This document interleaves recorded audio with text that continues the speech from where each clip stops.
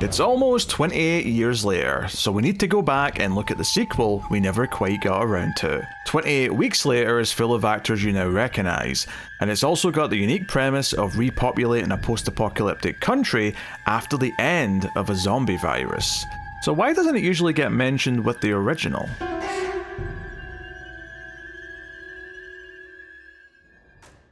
Welcome everyone to Screams After Midnight. I am Peter, and joining me as always is Tim. Hello. This is a horror movie podcast. I very nearly said science fiction. I'm on autopilot.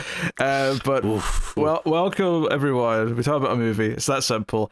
And because next week we should be talking about 28 years later, right?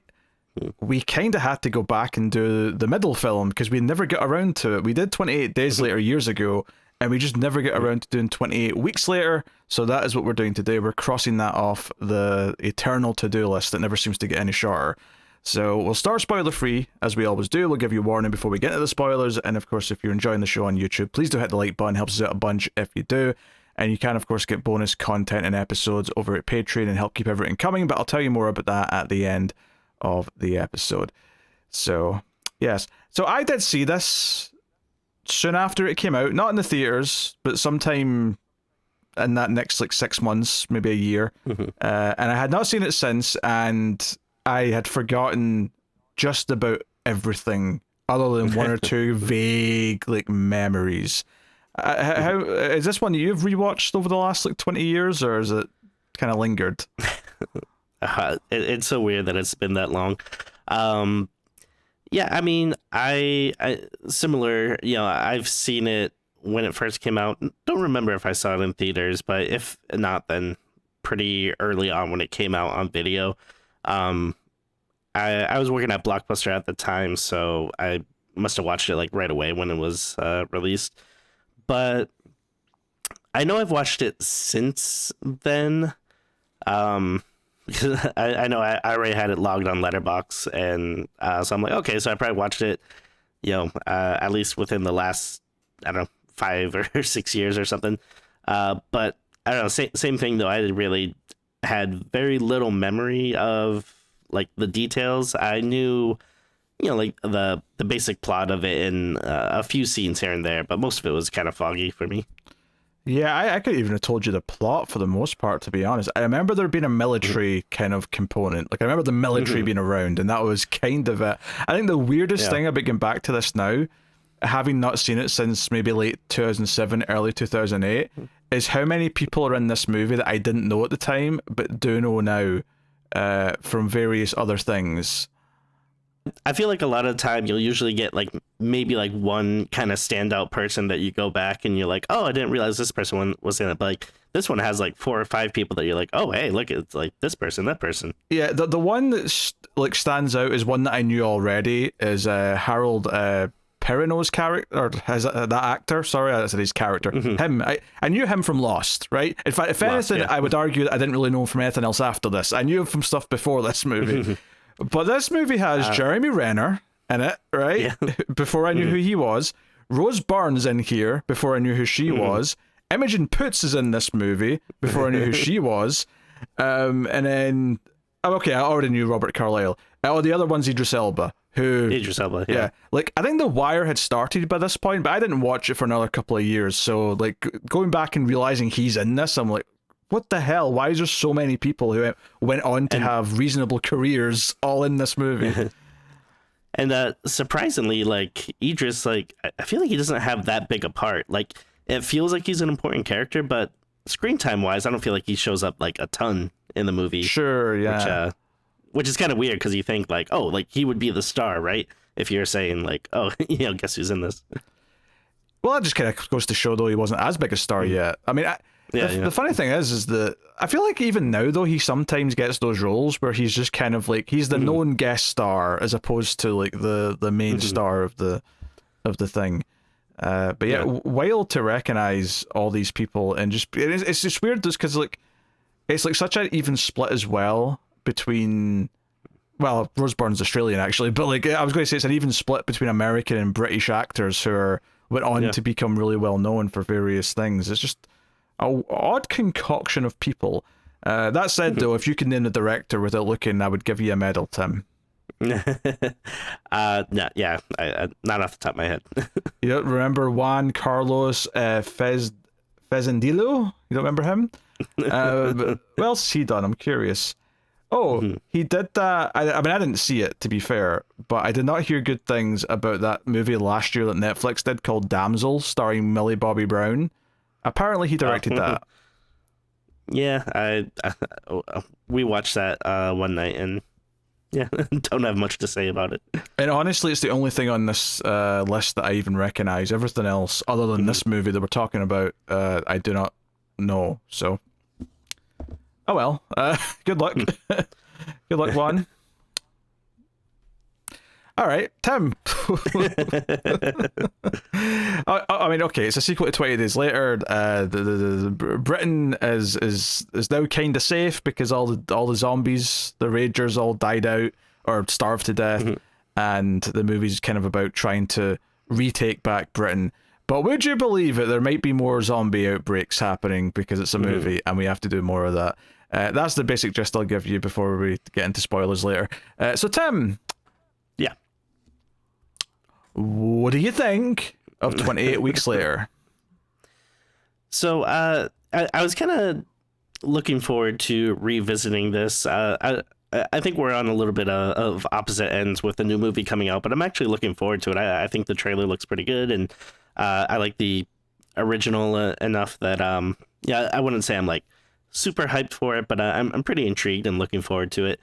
And again, I didn't remember much about going into this one, but I did have like a vague memory of thinking that this one was kind of good. And like, I don't know. I always thought it was, maybe I had like a friend that liked it or something, but I always had like something in my mind where it was a movie where people go, you know what, like sequel actually isn't too bad, is, you know, the 20 weeks later.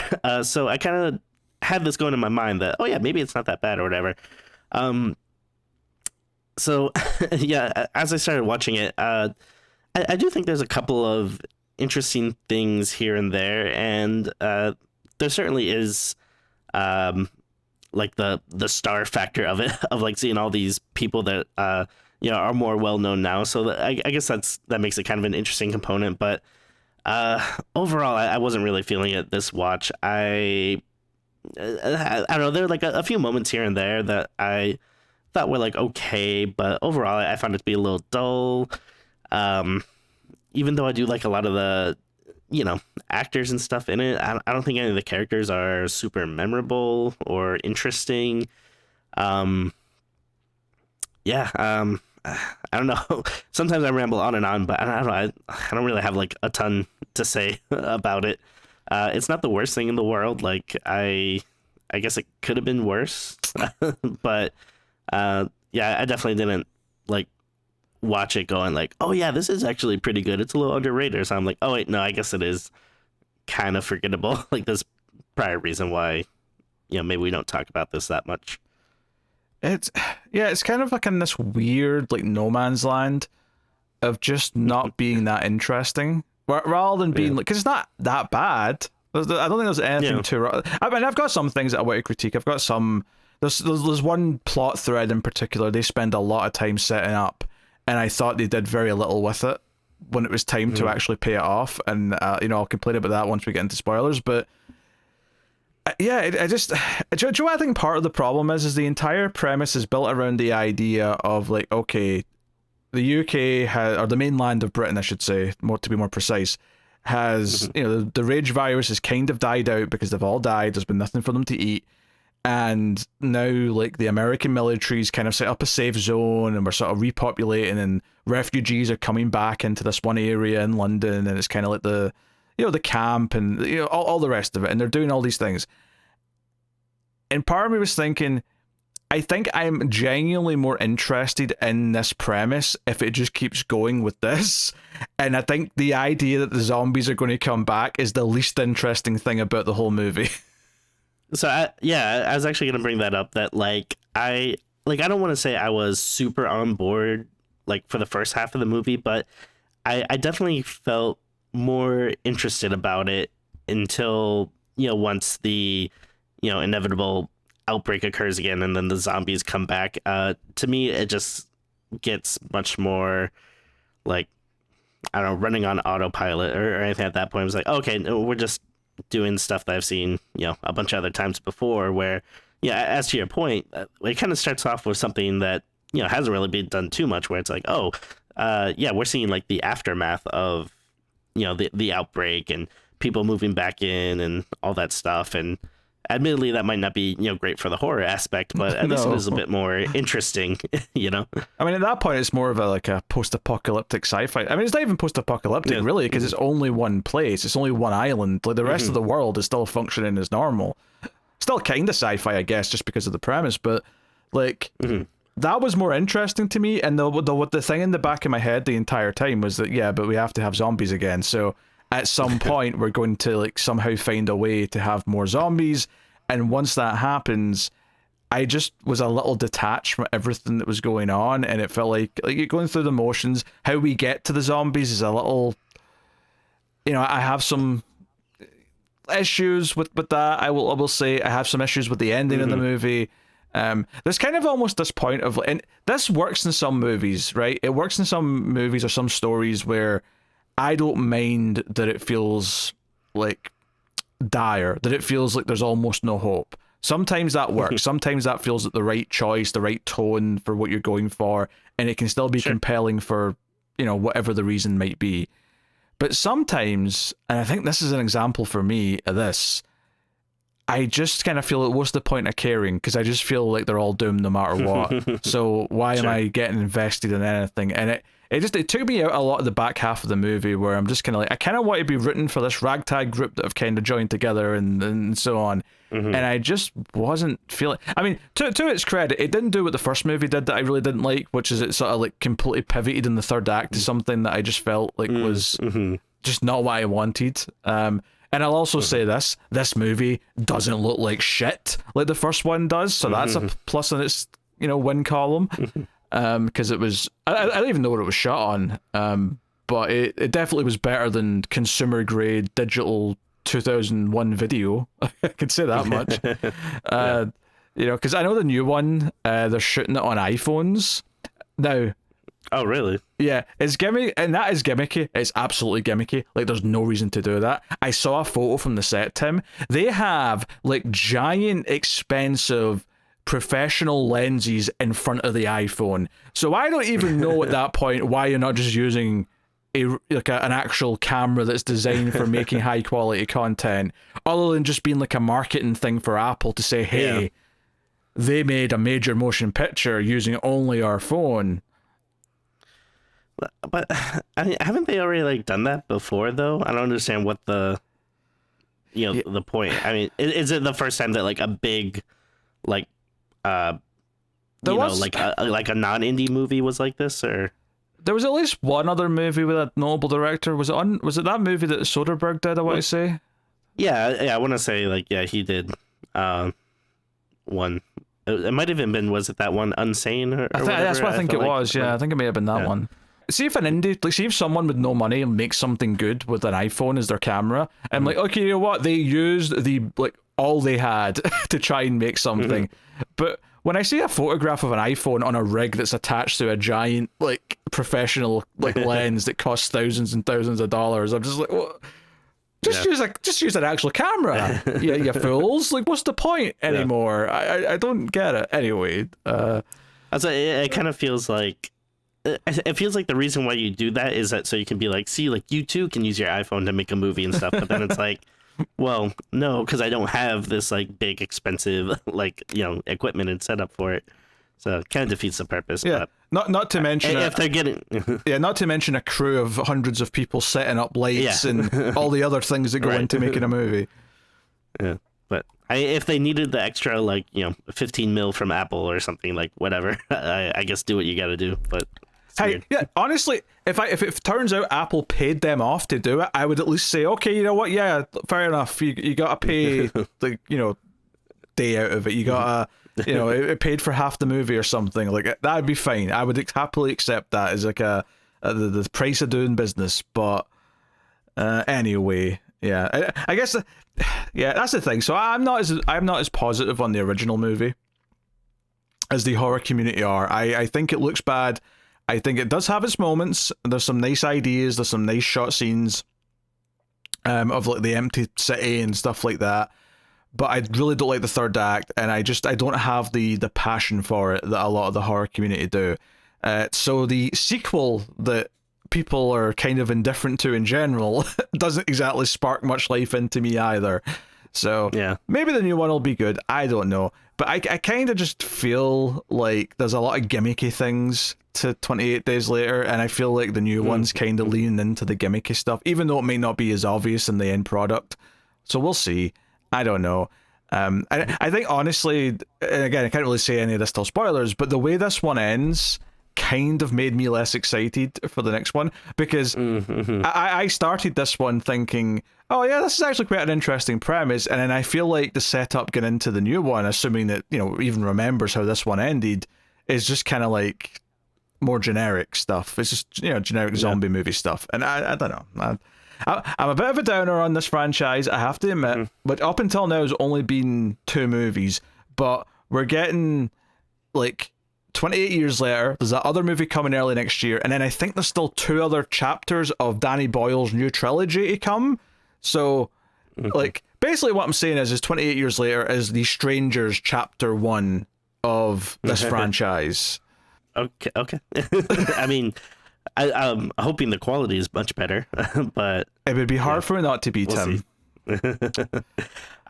Yeah, I mean, actually, I like the first one quite a bit. I mean, I don't disagree with what you're saying. Like, it's I guess it's like kind of cool that it has like a style, and it's like back in the day, like I feel like it didn't bother me as much watching it, but yeah, when we did it for the show, it did stand out as being like, oh yeah, this is like harder to look at, unfortunately now. I feel like it looked fine to everyone while we were still in the SD era, but as soon as we transitioned to HD, all of a sudden it looked like shit compared to everything else, because it had no improvements to get from like a better, like high res transfer, because this is just how it looked originally. Yeah, it's unfortunate, and I slightly agree with what you're saying about the final, third of the movie. I'm not like crazy about that direction, but it doesn't like completely kill the movie for me. Like I still enjoy it, but yeah, I don't know. I also feel like it's kind of been a while since we had like I don't know, just zombie movies in general, I guess. So I'm kind of like excited to see like a big zombie movie. So I don't know. I have my fingers crossed. I'm hoping it's good. I thought the trailer, I don't know, it looked good to me at least. So, but I mean, yeah, we'll see. And it's soon. So very soon, I guess. Yeah, we will be talking about it. By the time they get this review, it'll be about a week away for us. Well, for us reviewing it, I mean, it'll be less than that for it to come out. It's probably out in like 2 days by the time they get this review. Yeah, actually, the question about the rage virus, and I don't know if they established this as quickly in the first one, but in this movie they make it very abundantly clear that once you're bitten by a rage zombie, you turn within like 5 seconds. Like, they get like a bite out of you, and because I was thinking of this as I was watching, I'm like, yeah, no wonder none of the rage zombies are like missing like half of their body or anything, and no wonder they starve to death, because they don't have time to actually dig in, because they clearly have no interest in eating other rage zombies, right? Once you're a rage zombie, they're not interested in eating you, but you turn into a rage zombie after like 1 bite. So it's like they don't have time to feast. There's no time for a meal. they just get up and start more rage zombies. If anything, I'm surprised it took them as long to die out as it did, because it's an unsustainable business model, Tim. Yeah. No, that's fair. I'm pretty sure that was something they set up in the first one. I don't know if it was like as quick as 5 seconds, because it does feel very quick in this one. I thought it was more like 30 seconds or something from the first movie, but maybe I'm wrong about that. But that is an aspect that I actually did like from the first movie, because I think it's kind of interesting, and it does away with the trope of, oh, someone's bitten and they're hiding it from the rest of the group or whatever. It's like, oh no, there's no time for that. It's like, you really don't have time, like if a loved one gets bitten, to be like, oh no, like should I take them out? Like what should I do? And it's like, oh, it's kind of like instantaneous where, they become a zombie and then you have to act. There's pros and cons to it. I think the realization you're going to become a zombie is a big part of zombie media, and this just kind of completely removes that. Yeah, I mean, I wouldn't want it for like every zombie thing going forward, but as like a difference, Sure. I mean, similar to having like the fast running zombies. Like I thought it was cool when they did it in the first one, but then kind of got annoying when like every movie after that was doing it. Oh, for sure. Yeah. That is the thing about going back to this as well, is the remembering of the, like, okay, yes, fast zombies, this was an era that we were in. And I'm not that fond of these movies, and I hate the Dawn of the Dead remake, so I don't know if there's any fast zombie movies that I'm particularly fond of. That's a good question. Yeah. Not sure what the best one would be. Oh, a lot of people like it. Tim, Wreck. Oh, of course. Oh, yeah.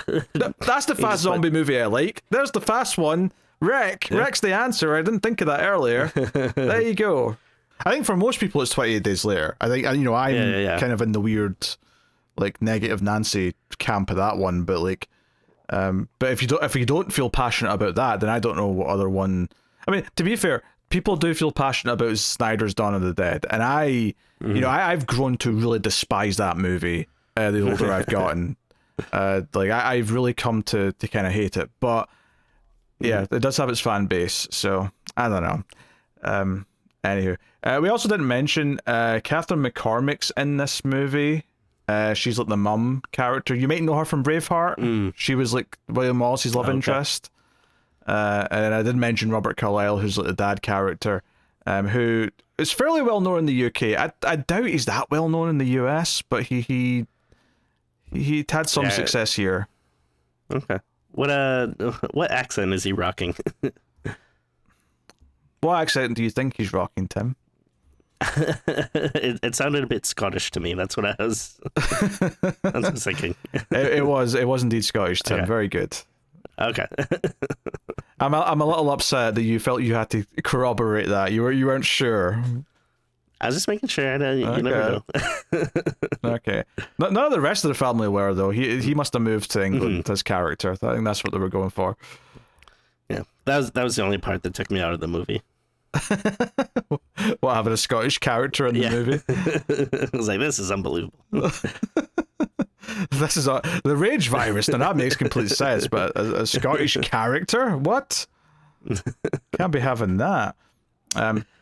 He usually puts on different like an English accent or whatever when called for, but I guess they just didn't feel the need to do that for this. So, yeah. I bet he was in like a Doctor Who at some point, huh? I don't know if he was. He may have been. He must have done like one episode, I imagine.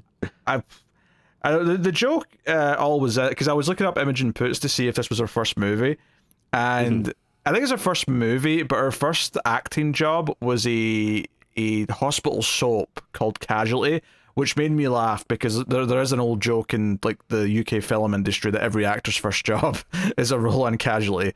It's just one of those shows that's been running for, I don't know if it's still going, but it had been running for a long time. So you'd get cast as like someone who was in an accident or something and be like the patient for the episode.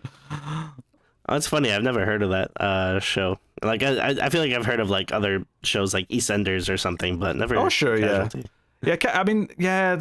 Casually, I think it's a bit more daytime, but yeah, EastEnders and Coronation Street are the big two. Have you had a Coronation Street? Is that one that's broke the barrier? Not off the top of my head, but maybe I'm just not remembering it. But how about this? Do you know the Australian soaps? Because a couple of those were big here.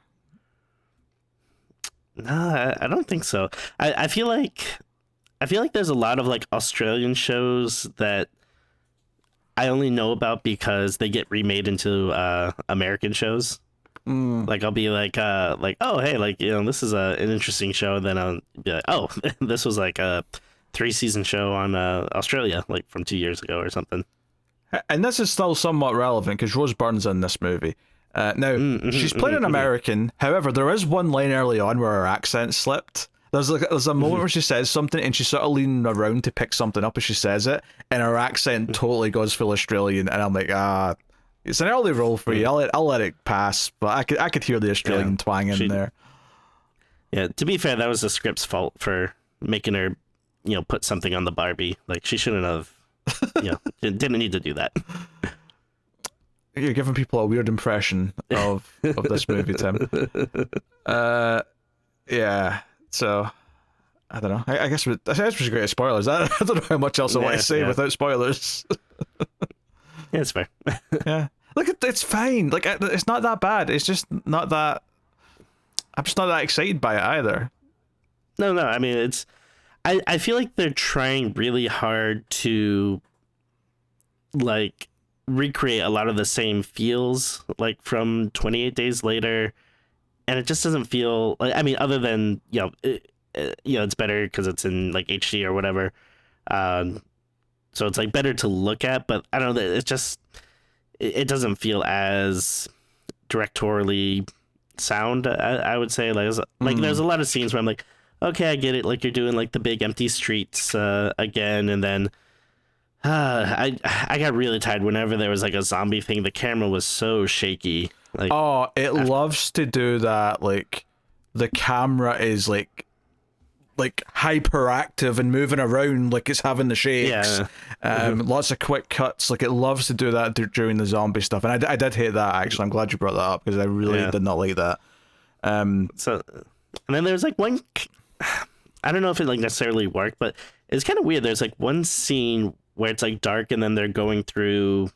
I forget what is, like, tunnels or streets or whatever, but they're using, like, the night vision. And it's kind of weird because it's like, it kind of feels like you're trying to do, like, a found footage thing. Like, it's not, like, it's not, like, found footage, but it has, like, that same feel as found footage. So, I don't know, I thought that was kind of interesting. Like, it feels like it's trying to do stuff, but I don't know, it never seems like it's doing it quite that well. It's also not, like, quite that bad, but, yeah, it's just stuck in, like, this kind of middle zone where it's a bit sterile, I guess, is maybe a way I'd put it.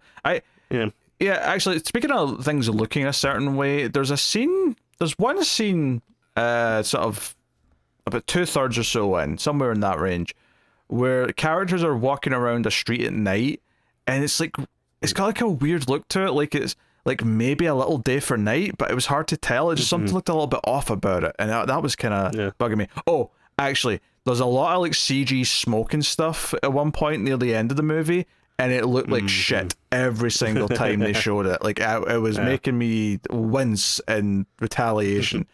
Also, I hope you loved that famous music track that was in the first movie, because they will play it. They'll play it 3 times, then they'll play a remix of it, just so you get your full fix of it. Because there's a big moment in the middle of the movie where they play it, and I thought, that's going to be quite neat that they're finally playing this song if they didn't play it in the first 5 minutes. Yeah. Yeah, I feel like it was just too beholden, like, to the last movie, where it's like, I don't know, I would have rather they just tried to, like, do their own thing.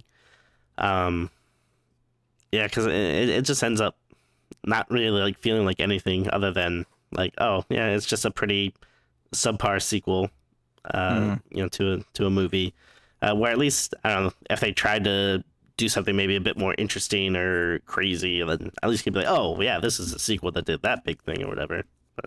But plus, it's doing the trope, and it's not that there's not good examples of this, because there absolutely is, but it is doing the trope of, in the zombie apocalypse, and even though this is a case where the zombies have kind of all died out, except for the one thing that's going to bring them back, is that they've got, like, the stronghold, the fortress, the safe zone, the town, right? The Walking Dead, the comic, did this like 8 times, where they'd have, like, a town or like a prison or some sort of fort that they could maintain and, like, use as, like, a base that would be safe.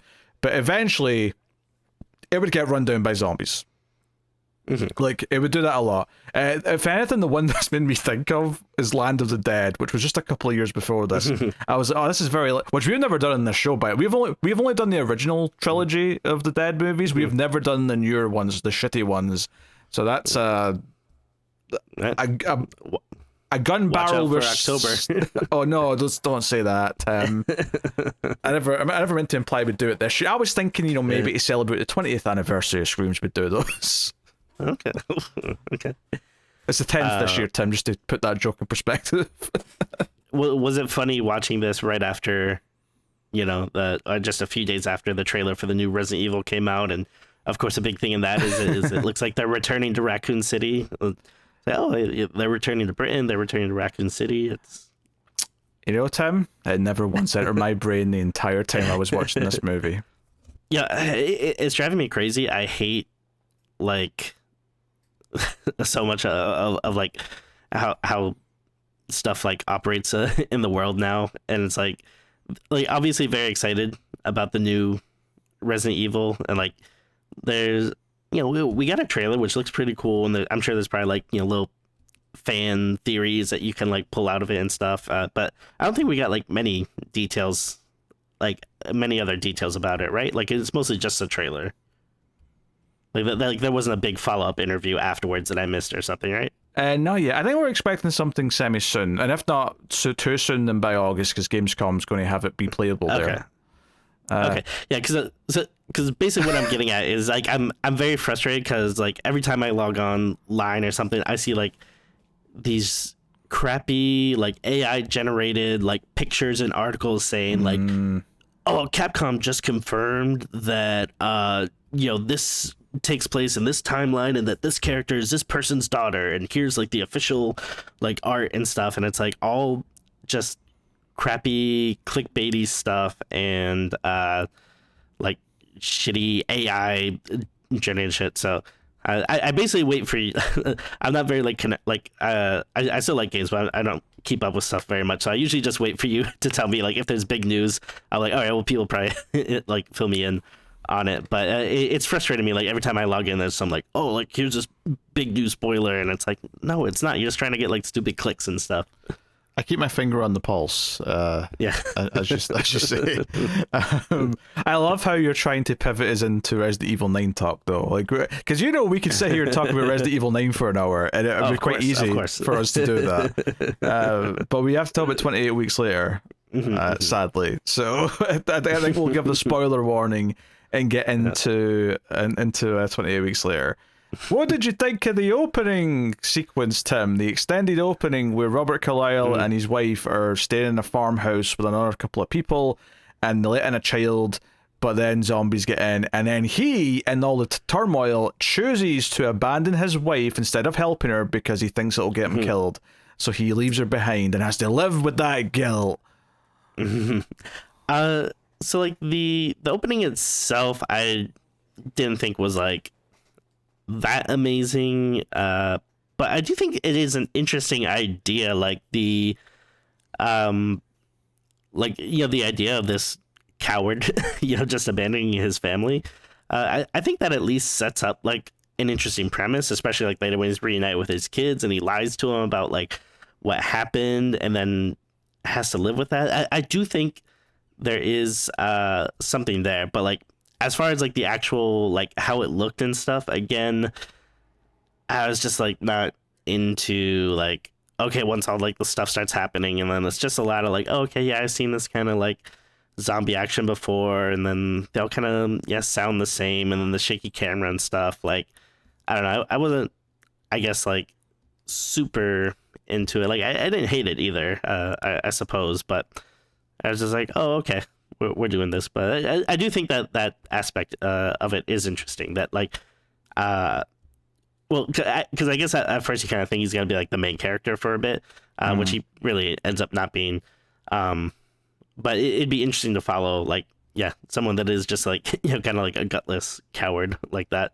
Although I mean, maybe I'm giving him too hard a break, because that would be a very scary situation. I guess. I can see why he did what he did, but obviously as an audience we're immediately against this guy, because oh, you just abandoned your wife and this little kid. Yes, maybe you clip that and send it to Tim's wife as examples of how Tim's going to act if they're ever in a crisis. I'm just going to run. You take the kids, honey. I'm just going to run, protect myself. Bye. Yeah, well, I thought this idea, but particularly once you find out that these two next characters we get introduced to, because we cut ahead in time. It's been 28 weeks later, and we find out that the small batches of refugees that left the UK that survived are coming back into the safe zone in London, into Sector 1. And this is where we get in Imogen Poots, who's like a teenage girl here. I think she was about 18 when this was made, but she's playing, I don't know, 16 maybe. And then her little brother, who's like, I don't know, 10 or something. And they're on a train coming back, and they're it establishes that Rose Byrne's like the medical person who's like checking out everyone who's coming back in, and she's a little freaked out that there's kids coming back in now. She didn't realize that had been approved, so that's something they also make a fuss about. But we find out these two kids are Robert Carlyle's character's kids, right? So his name's Don, and these are Don's kids. And of course, it's like, wait a minute.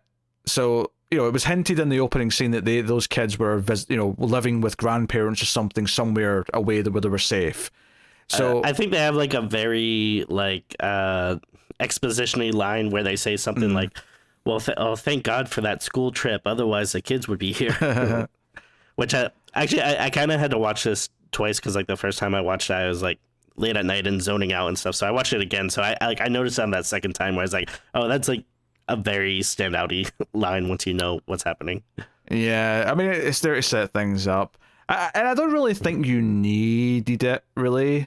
Just a vague comment about how she's worried about the kids, and he's saying they're probably fine because they're not here. That'd have done it, And then, you see them on the train, then you see them get off the platform, and they see him, and they go and hug him. It's like, okay, quickly you've connected the dots. This is the kids of this couple we were introduced to, and now he has to tell them why their mum's dead. And clearly he's going to lie. He's going to say he did everything he could. At one point the son even says, "Is there nothing you could have done, Dad?" And he just breaks down crying and says, "No, there's nothing I could have done." And we know that's a lie.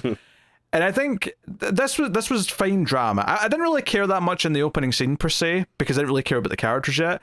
But I think once it introduced these kids and he had to tell them, and his performance was pretty decent in that scene, and they react to it and they hug him and all that, I was like, okay, this is now a little bit interesting. And if this wasn't a horror movie, I might assume, the character arc for him would be that by the end of the movie he's going to want to be honest because he's living with too much guilt or something.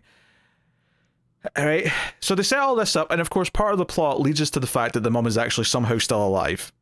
Because we never saw her get mauled. We saw her get left behind, we saw her banging against a window, and presumably was going to get killed, but we never actually saw it happen. And when the kids find her in their old house, which we'll get to all that in a minute, why they're there, and she's there, she's back, the kids, naturally, when they see the dad again, and they're sort of been kept in quarantine just in case anything's wrong with them, they immediately say, "Hey, you told us you watched her die. What the hell?" And they're demanding some answers, and he can't give them answers. And I'm like, okay, fine, right? This is the crux, okay? I mean, I've got my opinions on like the mother being alive and that side of it, but you've done this so that they found out that she's somehow still alive, and he has to now explain that he completely lied to them before. And almost immediately he gets killed. Almost immediately it's gone, and it does not matter anymore. Everything we set up with his guilt and lying to the kids, it does not matter once we get to the point where it's found out, because he gets killed after one couple of shouting. He doesn't even have to try and explain to them. He doesn't have to try and... I don't know. It does not really matter. I guess the only thing you could say about it is that it makes him so guilty that he has to go and confront his wife, which I guess leads to, everything else. But he of course, that leads to his death, like immediately. Like he's the first one to die. So... It really feels like they're setting up a different kind of movie, and then once, this split kind of happens where he gets infected, it's like, it just feels like totally different, which, I mean, again, it's going more into the horror movie, which I guess is what, most people are after. But like you said, I thought this stuff was a lot more interesting. Yeah, I agree. The kids basically, they're told that you're not allowed to leave the safe zone, but they decide to because the son's like, "Hey, I'm worried that I'll forget what mom looks like. I don't even have a photo of her." And they're like, "Oh, let's sneak out. Let's go to your old house and go get some photos of mom." And she gets some of her clothes, and they sneak out quite easily. Jeremy Renner's one of the snipers up in the roofs, and he sees them. He's like, "Hey, we've got a couple of kids running away."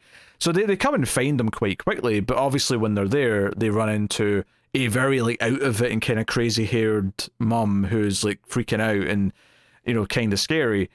and this is as good a place as any to sort of talk about the fact that, okay, what's happening here? She's basically a carrier, right? She's kind of immune in a sense, but not really, right? This isn't like Ellie in The Last of Us where she's like just immune. She's immune, but she can infect other people. And this kind of comes up between Idris Elba, who's like the head of the military here, he's in charge, and Rose Byrne's character, who's like, hey, this is important. We could maybe use her blood or something to potentially develop a vaccine so that no one could ever get infected by this again. But he's like, can she infect anyone? And she's like, yeah, she can. And he's like, well, there's no discussion. We kill her. We get rid of her now just to stop. And honestly, I'm like, yeah, I think he's kind of right in this case, to be honest. And I thought that before I found out how easy it was for her to infect someone. I thought she had to bite someone. She infects her husband when he kisses her. All it took was a bit of spit swapping. Yeah. So yes, you can have people who spit turn out other people into rage monsters running around. It's just not done. Okay, it's not done. That's a good point. Which is why I've got some big comments on the ending, but we'll get to that when we get to it.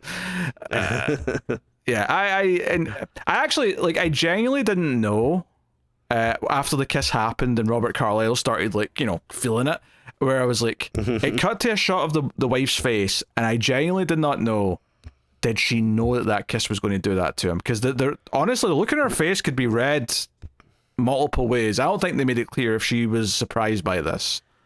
Yeah, so I didn't understand exactly what's going on with her because, you know, like you said, like she's like disheveled and kind of acting crazy, but I didn't know if that was because, okay, so like she's infected and then did that kind of turn her crazy, but she just doesn't have the need to, like, you know, bite people and stuff? Or is it more like, well, no, she's crazy because she's been alone for, you know, 28 weeks or whatever by herself and with no idea what's going on or whatever? Like, did that kind of make her like that? Like, I wasn't really sure. Yeah, I think I leaned towards the latter. This was more just like an isolation thing that was making her kind of all weird, and, you know, the trauma of what her husband did to her probably didn't help matters. Sure. But you could have read it either way. I think the ending with the kid, though, kind of implies, it's probably that made her crazy rather than the infection itself. Sure. Just based on the evidence we get later. But it's also possible that he's more immune than she was because he's the next generation or something. I mean, I don't know. One of my problems, I think, with the outbreak here, right? So one is that when they run into the mum, like, I can't help but roll my eyes at that. And I know they give me a reason that she's kind of this weird character and that she's kind of immune. She's a carrier, whatever. But it just kind of feels like, of course they run into their mum when they sneak out. But it feels like too, I don't know. Like, don't get me wrong, it makes sense that she would have went back to her house, right? That she would seek out the place she lives and is comfortable with, and there's some comfort there. Enough of it does add up and make some sense, the logic behind it. But I just, I don't know. I think maybe the kids decide to sneak out too easily, right? Maybe that's a big part of it, is that like all it took was the kid saying once, "Oh, I don't even have a photo," and Big Sister's like, "Let's sneak out and go get one then." Like, I don't know, a little build up to that might have felt a bit more natural to me, I guess. Yeah, I mean, especially since you think like this is such a like crazy thing that they, you know, don't want, you know, anything to get out or whatever. Like, I feel like there'd be more things in place that would stop people from, you know, like escaping or going out of the safe zones or whatever. But yeah, I mean, it seems like it was pretty easy for them. Yeah. So I mean, that's their side of the first half of the plot, really. We do get introduced to Jeremy Renner's character, who is a sniper. He's good friends with the helicopter pilot, which is Harold from Lost. And they get on well. One of the things they do to show that he's kind of like a fun but not a creep guy is that he kind of just looks around all the windows with his sniper scope. And when he gets to a couple having sex, he just kind of laughs and goes, "Oh, geez, people," and it just keeps moving on. And then he sees like the main kids, like, you know, excited and bouncing on the bed or whatever, and he's like, "Oh, that's kind of sweet. The kids are happy." You know, it feels like it's like, it's a little endearing, is despite the fact that he's kind of spying on people with his sniper rifle. Yeah, but he is like maybe like a bit over the top of like his character is just like so good. Like, oh yeah, yeah. Like I don't know. He's just like I was just like one of those like incredibly flawless like guys, like always does the right thing and sacrifices himself and stuff. Like after a while I was like, okay, I get it, like you're perfect. But it's kind of funny that he's doing like another guy who's really good at hitting targets character. I guess it's, and that may just be a casualty of there's too many characters to flesh out all of them as much as they could or should. He probably maybe falls victim to being a little one note in that. He's very good in the role. Like, he comes across very likable, and bad. He works in the capacity it's in. But even Rose Byrne's character again is kind of one note. She's got one thing, which is we have to protect this. I mean, first it's the mum, but then it becomes the kids. Like, I need to protect these kids because they might have the same antibodies or whatever genealogy that protected the mum in whatever way it did. So, like, they're important, and that's her one thing. Like, there's not a lot of like layers to some of the characters. And even early on, like, you feel like Don might have some layers. It really is just all boiling down to he's kept this secret about his wife from his kids, and he's living with that. So I don't know, maybe a little bit more depth on some of them would have been good. Not that you necessarily need it in a zombie movie per se, because you don't. You absolutely don't. If like the zombie antics were more fun and I was super into that side of it, it wouldn't matter that much. Oh yeah, Yeah, and again, like the dad was I think one of the more interesting characters. So it would have made more sense to like have him be recurring throughout, and like either he gets separated and maybe again he has to like overcome his cowardice this time to save his kids. Like that seems like that would be like a pretty go-to arc for this character or something. But he's just pretty much gone. I guess we see him like as a zombie a little bit after, but he ends up becoming not like much of a presence, which again just feels kind of weird because it seemed like he was going to be the main character, and then I guess it kind of falls on the kids, but the kids never really felt like, I don't know, like I guess they're technically the main characters, but they never really felt like it to me. And then for a while it's like, okay, well I guess we're gonna be following Jeremy Renner, but then he ends up dying. He's there like for a good portion of the movie, but then he ends up dying out, and then like it's like he's not gonna be here anymore. It's kind of weird. Yeah, it's kind of bouncing around characters who are the focus, which isn't necessarily a bad thing, but it's not like an ensemble movie where it's like bouncing between them consistently throughout the movie. It's more like, no, this section is the dad's section, and then that's his section, kind of mostly done, barring a couple of scenes, and then it becomes the kids' movie, but then it becomes Jeremy Renner's the leader, and he's the one kind of like hogging the screen a little bit. I think as well, like I'm not a big fan of this idea of the dad zombie kind of like, because at first it's just sort of something the kid's seeing, like the son's kind of like having these visions of his zombie dad chasing them and standing off in the distance. But at the end of the movie, when they're in like the subway tunnels on the way to Wembley Stadium, they do actually like get attacked by him. He somehow followed them and attacked them in the subway station. Like, what? So this one's actually got like a honing, like he can sense it's his kids and he's like coming for them.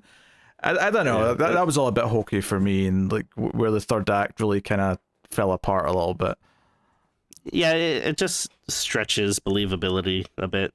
Yeah, I just it does not work for me, and like once the outbreak happens, like we get this idea that like all the soldiers, their plan was to just put all the civilians into like a big car park and lock them in and keep them safe while they go around hunting the one or two infected people they know are around. But like, I cannot believe just how easily and quickly one zombie broke into this room. Like, the zombie dad just gets in by smashing through two doors as if it's nothing. And that's it. Because once there's one in there, once he bites one, now there's two rage zombies. Now, and then they both bite another, then there's four rage zombies, so on and so on. And you just get this panic of everyone running, and there's just chaos and all the rest of it. Yeah, and again, you think like, they knew that the mother was a carrier or whatever, like, you think that they would have like armed guards outside the door or something that, would be quicker to act and take out the dad or whatever. It's it all happens so fast and just, I don't know, it seems a little unbelievable. Again. They try and set up early on. There's another sort of dodgy bit of exposition where he like shows the kids that he's got a key card that lets him in anywhere because he's kind of like the maintenance guy for like everything, and that justifies how he gets in to see the mum when he wants to go see her. But it's a bit clunky, and it kind of feels like, there probably should be like more like people around, like more of a presence like in the vicinity of her like room. But since she's such an important like find, but no, like it's completely dead. It's empty. So you can stroll up and do his thing, and start the re-apocalypse. Once they all go running out in the middle, though, the snipers are told to target the infected at first, but then they're told to like abandon that plan because they can't really tell who's who now, so just kill everyone. And this is where Jeremy Renner makes his face turn because he aims at the kid and he can't do it, so he gets off the roof and he's like, "Nah, sod this." And he goes and finds the kids who are with Rose Byrne in the store that they've all snuck into, and a couple other red shirts who are just there because we're going to have to kill them at some point, obviously. And it becomes him like taking them through the city, and there's a few different set pieces that come out of that. One of the early ones is a sniper who's trying to shoot them, and like Renner needs to get a shot off, and he's trying to tell this other guy to like zigzag to try and make the sniper like take some shots at him, and the guy's shitting himself, so the son, the boy, like runs out and does it instead, and he gets the sniper. It's an okay scene, like Yeah, I weirdly feel like I should be more into this stuff. Like on paper, I mean, like everything sounds like it should be pretty exciting. But I don't know, when you watch it, it's just like, just like, oh, okay. Like, okay.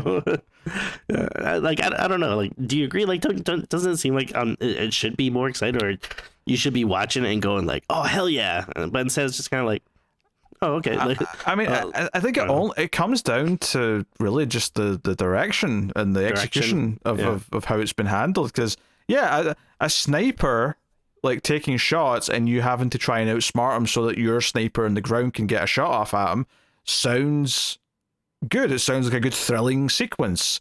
And yet, I don't really feel all that much for it. It's fine. Like, it's not terrible by any means. It's in that weird no man's land of just being okay, of just being serviceable enough that there's nothing to really call out, other than the weird day for night kind of look that it has, which I don't particularly like. But other than that, it's fine.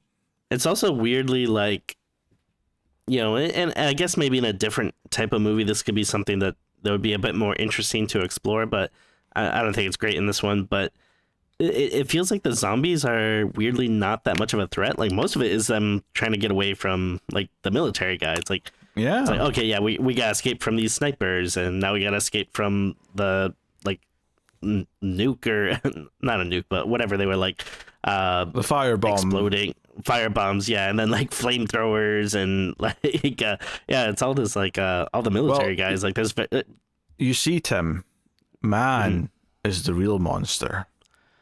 Of course, the first movie to explore that theme. I mean, I guess jumping ahead a little bit, I will say, like, the one scene that did kind of stand out to me that I thought, like, oh, this is pretty cool. Like, again, it doesn't look as great as it should, but like I thought the helicopter scene where it's like going crazy and the blades are just like chopping up a bunch of zombies, I was like, oh, this is kind of cool. Again, maybe like a bad director could have made that like something like much more memorable that we'd be talking about, but again, it's a nice idea that I think in a better zombie movie that I was super into, I think I'd be like excited about it. I mean, to go back to what we were just saying though about like the man is the real monsters thing, like I genuinely think that they whiff on this, because they have Idris Elba as the leader of the military here making these choices, and I'm like, okay, here's your choices, movie. You either make him kind of a villainous element in the sense that he feels like the bad guy as far as the main characters are concerned, But the problem is that he doesn't really feel that way either. He feels just kind of like he's doing what he thinks is the right thing.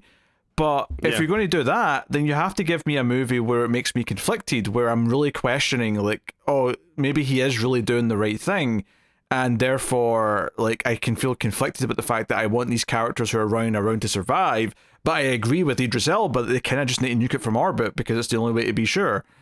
And like, I feel like the movie kind of whiffs on it. There's a moment where I think it's implying that he's about to die, but the movie doesn't really do anything with it. Like, the zombies, like, sort of batting down a gate, and he's looking at a security camera with all the others, kind of concerned. And I think the implication is that they're coming to where they are, which I actually already wondered where the hell they were in the first place, because, like, I thought they were in the safe zone with everyone else, this base, but then they get the carpet bombs going, and we're getting all these, the fiery streets all and all that. One, a lot of the rage zombies seem to survive that somehow anyway, which made it feel kind of pointless. And two, the next morning when we're going through the city and we're seeing all this, like, smoke sort of hang around from all that, it looks terrible. The CG smoke is absolutely dire. I hate it. I hate it with a passion. So, but I just, like, either make him more of a villain so that I can root against him and root for the main characters, or make it be a genuine conflicted thing where there's a two sides to it, where it's like, no, the objective right thing to do is to just stop this virus from ever existing and making sure it's wiped out, but that means that you're putting these other characters in danger, and make me feel like there's a conflict there. And annoyingly, the conflict that it focuses on a bit more towards the end is when Jeremy Renner calls his helicopter buddy and is like, hey, come pick us up. And the conflict ends up being the pilot saying, oh, I just came for you. I'm not taking these other people. And it just becomes, yes, you will. He's like, no, I'm not. Yes, you will. And then he agrees to go and get him at the stadium because that's a good, safe place to land. And even then, he's still like, I'm just coming to get you, though. I'm not taking these people. And they never resolve it. Like, they basically just do a thing where by the time the kids get there, they're the only ones left. So he's like, all right, fine then. Like, give me some serious debates here. Give me some serious arguments. Like, one of the great things about Night of the Living Dead is those characters debating the right and wrong things to do, even though some of them are assholes and they're clearly, like, given the wrong ideas. It's forcing the other characters and giving them conflict to, like, fight with. But all this really, it just felt too, like, single layered back and forth with no real reasons given for anything. They're just sort of, like, disagreeing constantly, and it I don't know, it didn't amount to, like, a good debate for me between the characters.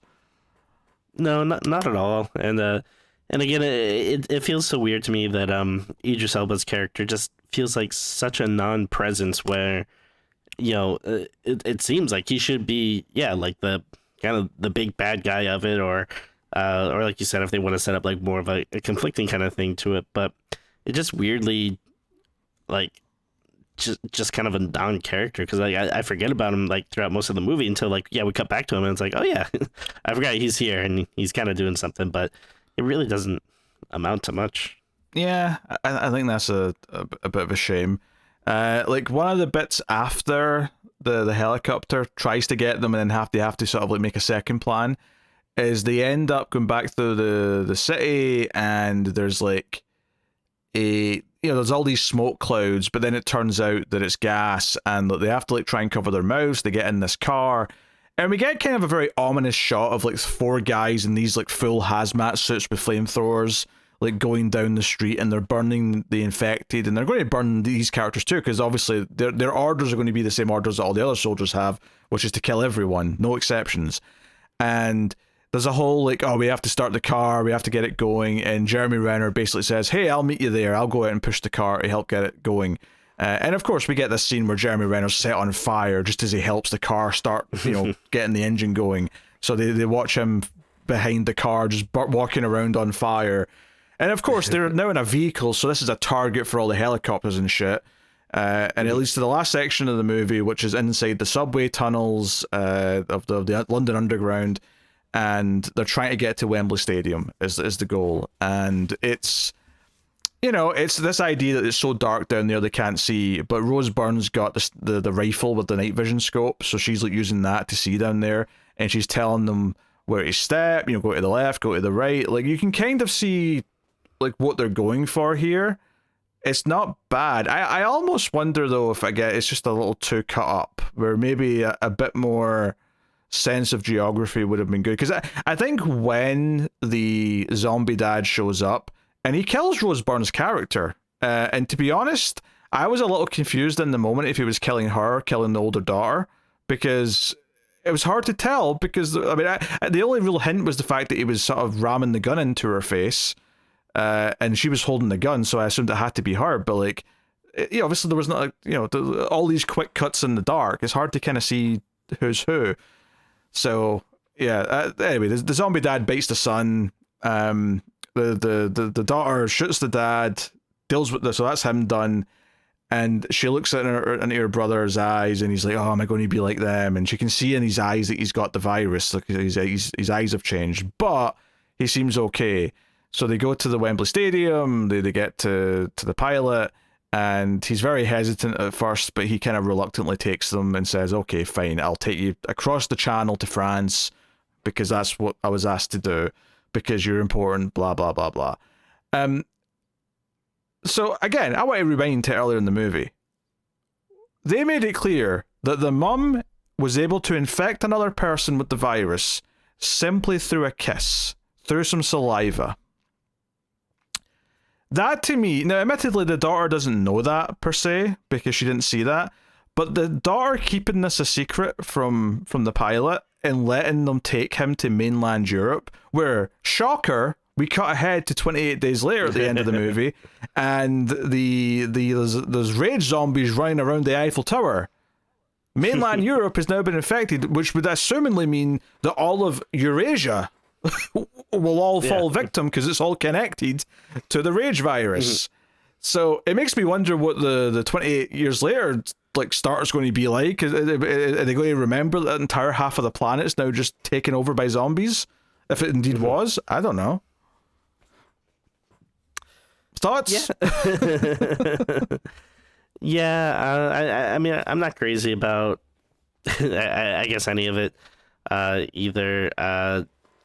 Yeah, it does seem like pretty selfish to just be like, let's go about our business knowing that we're carrying this like deadly disease or whatever. Like, hopefully they at least tell someone and try to quarantine them. But I mean, obviously it gets out anyway, because yeah, even if he like doesn't, kiss someone or spit on someone, like who knows if you like sneeze or something like there's I guess lots of ways that could potentially get out there. So it just seems like not a good idea. And then what if he just shares a cup with someone?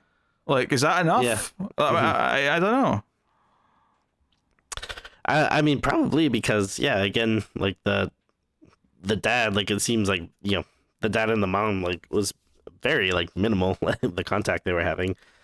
So yeah, and then it just seems like it's just doing it to set up like I guess maybe more potential sequels, which I wonder if they had an idea for like a third one, if this one did well enough, and then maybe it just didn't land as much as they were hoping. Yeah. I mean, I don't know if maybe they did have some ideas kicking around, but you can tell that they really wanted this to be a huge success and they would do more. Like, so that this ending was designed to lead into more movies, which, I like zombie movies ending with the lol zombies still win and they're still coming after everyone, and like it's almost like the same kind of ending to like or equivalent of a found footage movie ending with the camera person falling over and dying, where I'm like, I feel like I've seen this ending of just the zombies are the problem's even worse, like, and this includes good movies, right? This is how Zombie Flesh Eater ends, or Zombie 2 for the US title, right? Where at the end of the movie, it's like, oh no, zombies are just spreading. They're even further. They're going to bigger places. Like, it's not just contained where the rest of the movie was contained. Like, it's a very tropey way to end a zombie movie. So I just kind of rolled my eyes with this final sequence revealing that the zombies were now in mainland Europe. It just kind of felt like, okay, of course, this is the most obvious thing you could have done. Well, luckily, we're not getting the French, 28... something or others. Who knows? Maybe that spin-off one, like the Boneyard or whatever it's called, that's coming out next year. Maybe that's set in Paris. Could be. All I know is that I'm nice and safe here in America. Nothing nothing can get to us. Oh, lots can get to you, just not Rage Zombie. You've been paying attention to the news, Timmy? I mean, am I depressed? Yes. So of course I've been watching the news. I don't think this movie's that bad. I think it feels oddly relatively confident as it's going, but it's not until I start picking at it that there's and I pick at it for a reason. It's not just because I want to pick at it, it's because I don't feel like it's connecting with me and it's not getting the reactions out of me that I want. So when I pick at it to try and find out why, I feel like we've been sitting here sort of saying, oh, this is why this section doesn't kind of work or why this scene doesn't really work. Mostly it comes down to direction, but there are story things or character things that are just a little underdeveloped, or, you know, the one justification we really get, other than just the fact that they're brother and sister, for her making this choice to take him at the end, is that, you know, that she made like a promise to him that they'll never like be separated, like they'll never split up, like they'll always have each other. And like I get it, like I get what they're doing there, but it just, I don't know, I just Yeah, it's just nothing about it really clicks. Like a lot of this stuff would be more impactful if I just really cared about the characters. But I mean, honestly, like, yeah, I don't care about the brother and sister. I didn't care about Rose Byrne. I mean, Jeremy Renner, like, you know, he's likable, but like, I don't know, I didn't super care about his character that much. Like, it's not like I was like about to cry when he died or whatever. Yeah, it also probably doesn't help that like the kids leaving is what causes all this, and the dad going in and like, that's true, yeah, with his guilt trip also directly caused the outbreak. Like, I feel like a lot of our characters are responsible for the death of every person on this like safe zone. Yeah, I mean, this whole family sucks. Like they killed countless people. Several dozens by the sounds of it, or by the looks of it, I should say.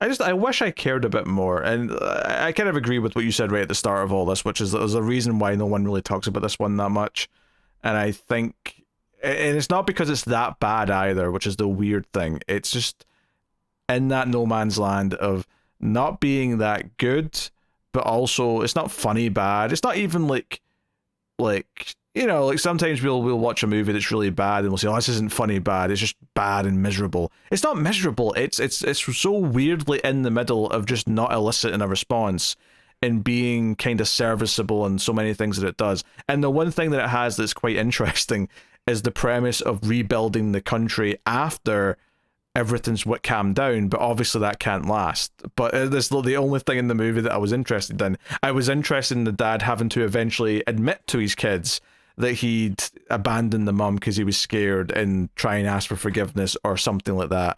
Like, that was way more interesting to me than anything they actually did with the raid zombies. All right, Tim. Yeah. What are you rating 28 Weeks Later? I mean, I feel like this one is kind of just straight down the middle. Like, it's not horrible. It's not great. I don't hate it. I don't love it. There's good actors in it, but the characters aren't super memorable. There's like a couple of cool scenes and a couple of good ideas here and there.